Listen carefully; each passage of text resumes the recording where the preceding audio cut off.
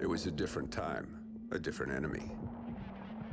60 men from Tier 1 teams were sent to face down a force of 500 enemy fighters. Their objective? To force the enemy back from a civilian hospital and keep its occupants alive. For 3 days, they held their ground. But the enemy's numbers were too great. The 60 were cut down to 15. They wouldn't last another night, and the enemy knew it. Under the cover of darkness, they evacuated the hospital, sending only one of their own to lead the way. The rest returned to the line and took up positions beneath the bodies of their fallen brothers. As they lay in wait, the blood from the dead poured over them. The sand stuck to their skin like a shroud, changing them, anointing them. When the enemy drew near, the remaining 14 rose out of the desert sand. They were like hunters that couldn't be seen, using stealth their enemies couldn't defend against. When the men ran dry of ammunition, they used their blades. And when the blades ran dull, they used their hands. When the dust and sand had settled, only one of the enemy had survived. He was picked up in the desert, wandering aimlessly, traumatized. He expressed warnings to others of a force so menacing and unbeatable, it could only be described as supernatural. He called them ghosts. Alright guys, so today we're going to be talking about Call of Duty Ghost, and you're probably wondering why we're talking about Call of Duty Ghost. And so, with Call of Duty Cold War just coming out, and I'm doing my campaign review, my multiplayer, my zombies review, getting all of that over with. And so, Cold War is kind of the game, the Call of Duty game, at least, that is breaching the generation between the Xbox One and the Series X and the PS4 and PS5. And so Call of Duty Ghost was the game that did the same thing for the 360 to the One and the PS3 to 4. Came out on both systems, and, you know, a better version came out on the newer system. And so I kind of want to just look at Call of Duty Ghost because, personally, I think it's a good game. Everyone hates this game, but I think there's a lot of good things in the campaign, and so we're going to talk about that, and then later compare it a little bit to Call of Duty Cold War. And so my biggest point, my just number one thing when looking at Call of Duty Ghost on its own, and even more so when comparing it to Cold War, is just the set pieces throughout the game. And so this would be a 9-hour video if I even attempted to show you all of the set pieces throughout this game, because, you know, in typical Call of Duty fashion, you know, it's over the top like a movie, but, you know, all these games, they're like Fast and Furious movies to a point, right? It's just stupid and crazy, but what typical Call of Duties do is they have their trope that they go for, and don't get me wrong, this game definitely has those, but they spin it really well and add something new and creative to it. I mean, every Call of Duty has your vehicle mission, your stealth mission, your snow mission, your water mission, and in this game, your space mission. But, I mean, again, a lot of those things are usually done very similarly, but in this game, again, I'll show you more examples later, I feel like a lot of it is just done better. And so, I mean, this is the first set piece, and again, a lot of the Call of Duty games follow a very simple structure, if you haven't figured this out by now. So they start you out with this, like, super easy tutorial-like level, and then you usually get, like, a couple of filler levels until you get to, we'll call it Checkpoint 1, where you get a big action level, and then you go through a couple more filler levels, and then hit Checkpoint 2, which is a big action level, and then you get to Checkpoint 3, and then the next mission immediately after is the final level. That's typically how a Call of Duty game goes. And so this game, again, other than a few missions, feels like it is just that high action level, high budget set piece every single level. There are, I want to say, 2 levels that, you know, they aren't that great. They're fine. They're just at a base. But other than that, there's a lot going on. It's interesting. It's a unique, you know, area that they're letting you fight in. The gameplay itself isn't that unique. It's Call of Duty. Well, there are things that the game introduces that are used later, like sliding and leaning and all stuff like that. Again, it's changed a little bit now, obviously, 7 years later, but it introduces it here. But other than that, it is Call of Duty. The gameplay is relatively the same. And again, while we're talking on repeatable stuff, by no means is the story the most entertaining thing ever. It is very much a trope of, you had to save this guy or that guy, you saved this guy, this other guy got mad, he tries to kill you. You've seen it done before in movies and games, but it's just the level of the set pieces along with the small changes they add to them and the constant quantity of set pieces, right? I mean, this is just straight out of Batman at this point, and I'm not complaining because it's really cool. And then, so you take, for example, this is a perfect scene to use, and so they just came in, they blew your plane up, you freaking pulled a Batman level, you think this is going to be a high action level, right? You drop down, and it becomes a stealth level, right? And it's just stuff like that. Again, it's nothing game-breaking. They don't do anything crazy original. I mean, you just run around with a heartbeat sensor. I mean, it's straight out of Modern Warfare 2. But it's the way they fuse their tropes that they use. It's like with typical Call of Duty games, they have their list of 10 to 12 level types, let's call them. It's probably less than that because they repeat, honestly. But they have their list, right? And typically, they just slot them in place and they're good to go. In this game, they kind of fuse some of those tropes together and not making something completely original, but different than what we're used to. And so that will bring me on to my next point, and this is a very simple point. This game has a dog, so +1. Not only is there a dog, right, so that gives you points, you get to use the dog to kill people, plus more points, and you get to control the dog, so plus more points. So it gets 9 dogs out of 10, and then this dude just bodied a wolf. So, like I said, the game's over the top, but it's fun over the top. And so, again, another example of that, just taking a trope and changing it a bit. This mission here is a chase mission. It's very, very similar to anyone who's played a Call of Duty game, right? You run through the town shooting people, and then you jump on the helicopter and you shoot the guy, right? It's in multiple games.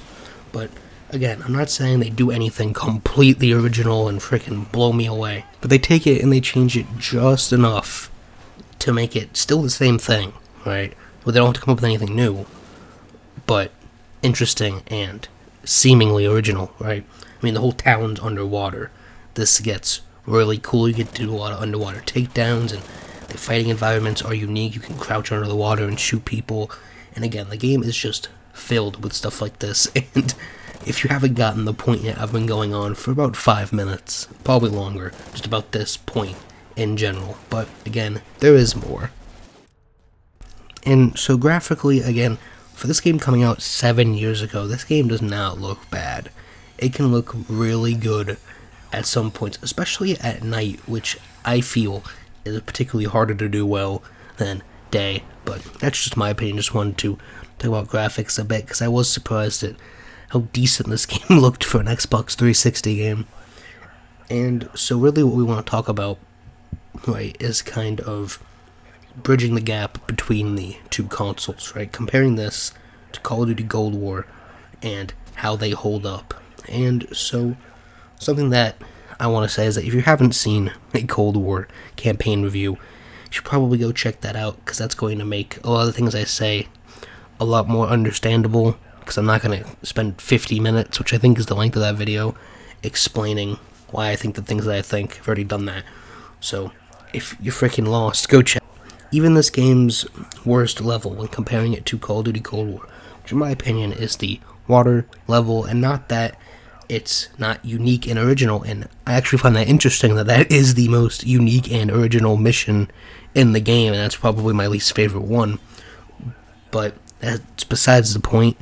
Comparing it to Cold War, I even feel that that level has more over-the-top action and just stakes than the finale of Cold War, right? I feel like Cold War starts off very strong and gives you, that big rooftop mission, and almost immediately after that plane mission, which are two very big, strong, over-the-top missions, and then it kind of just goes quiet, right? And it's like that for a majority of the game until you get to the point where you are going into the KGB headquarters. And again, that mission gets over the top and loud, and then the game, if you do side missions, gets quiet again for a little bit. And when I say a little bit, Cold War's short, so like an hour. but it gets quiet for a little bit, and then you get to the last level. In the last level, again, depending on which ending you choose, either way, I feel like both are just underwhelming. They don't have that over-the-top Call of Duty Transformers type feel of just everything exploding, going crazy, just people dying left and right, explosions, and that's what I want in a Call of Duty finale, right? And I just feel like that game doesn't have it. And honestly, looking through the Call of Duty, there's a lot of games that don't do it well. Personally, Black Ops 1 is my favorite Call of Duty game, and I do not think that game has a good final level. But, again, sticking to Cold War and Ghost's final level is so well put together. Right, it combines a bit of everything, and I really like that. And so, I guess we have to really break down these final 2 levels in order to compare the games, because that's really my main point. That's really the overall selling point of Ghost for me, is just how over the top every single level is, and Cold War really lets down in that aspect. And I think if you're going to have an over the top level, again, it should be your final level. So let's break down Cold War's final mission. And so I'm going to have to do this relatively quickly because there's 2 endings.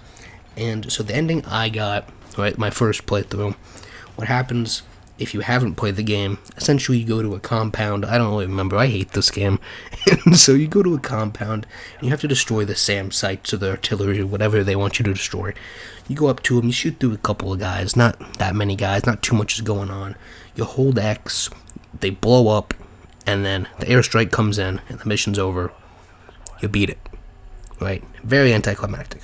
If you get the other ending, right, the bad ending, I guess that's what you want to call it, you freaking betray everybody, spoilers, and you go through and you get to mow down Mason, Woods, Adler, everybody, right? A bit more interesting, a bit more impactful, but still, it's a very small scale fight. It's not over the top with explosions going everywhere, tanks and jets and subs and missiles and everything.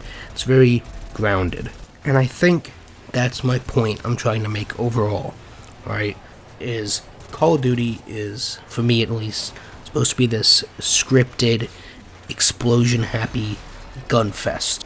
You know, while Cold War goes in one direction, giving you fake choices, whatever, if that's what you want to call those things, to kind of change it and take how you play into your own hands, where Ghost is insanely scripted. It is you standing on the dot scripted. But it just makes the over-the-top moments so much more fun. It's like watching a movie. That, to me, is what the Call of Duty campaigns should be. And so let's discuss the Call of Duty Ghost final mission, because I think it is really one of the best final missions out there. And so the mission has multiple stages, but this is very important. This is an important part of it. You're essentially, other than one part, you're the same people the whole time, right? I'm not really a fan of switching people and switching multiple characters constantly. I just want to play as one person. And so the mission starts out, I believe the previous mission was a big ground assault, and then I played this all in one sitting, so it kind of all blurs together. But it starts out with a 5 minutes earlier type of viewpoint, right? You are in the satellite, which shoots rods down and blows stuff up. That's the plot of the game. And so they give you an order to fire on the train, and you, being the player, has to press the button to fire on the train, not knowing what's happening. And then they bring you back in time, and you get to just absolutely slaughter everybody on this train as Logan and your brother. And so it has stealth components a little bit, not too much. There's vehicle fighting components, there's all different enemy style fighting, there's ground fighting, there's air fighting, and then the ending itself is really what I want to talk about, because I find it very interesting the way that this game ends. And so obviously after shooting through everybody on the train, you get to the main bad guy, and you call in order to blow up the train that you're on, killing yourself and the bad guy. Now, the train falls into the water, and it's Call of Duty, so obviously you survive, and then you have to do that hold your breath challenge, where you try to hold your breath as long as the character as they swim to shore, and once you fail that, and almost pass out at the age of 15, you get to the point where you're sitting on the beach with your brother, and you're like, oh, we did it, yay, and you hear footsteps, or you don't hear footsteps, and you stare off in the distance wondering when the game's going to end for about 30 minutes. And then you look to your side, you get kicked in the face, and, man, drags you into the woods, and the game ends. Right? Now, not only, one, obviously does it leave it open for a sequel that needs to be made, and two, it has everything and is very over the top, right? Call of Duty Cold War's final mission is stand in the square and shoot these guys, right? And that's it. The final mission of Ghost has you controlling, I guess you could say, if you want to call the satellite a vehicle level, it has a vehicle implication in the level where you get to shoot big missiles down. It has obviously anti-vehicle combat, like I said, against helicopters. You're going through the train in tight and open spaces. There's all kinds of elevation throughout the train. Train's going fast, so obviously that factors in. Grenades freaking fly everywhere. It has the breaching thing where you breach a room in slow motion.